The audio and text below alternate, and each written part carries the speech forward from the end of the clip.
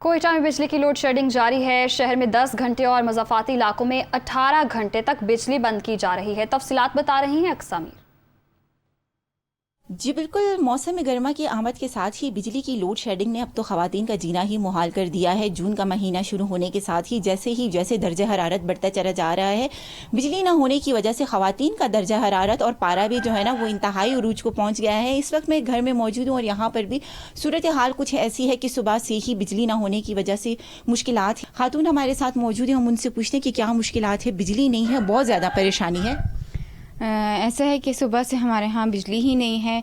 बिजली का वरानी इतना ज़्यादा हो चुका है। पहले तो 10 से 12 घंटे की लाइट जाती थी, अब तो गर्मी जो जब से स्टार्ट हुई है, जून का महीना है, तो अभी 18 से 20 घंटे तक तो लाइट का कोई पता ही नहीं होता है। गर्मी की शिद्दत में इस कदर इजाफा है कि बच्चे बार बार जो है ना वो नहाने के लिए पानी की तरफ जाते हैं, लेकिन पानी ना मुयसर होने की वजह से लोग जो है ना वो बूंद बूंद जहाँ पानी को तरस रहे हैं, वहीं बिजली की गैर एलानिया लोड शेडिंग ने ज़िंदगी को मज़ीद जो है ना वो मुश्किलात में मुब्तला कर दिया है। जी।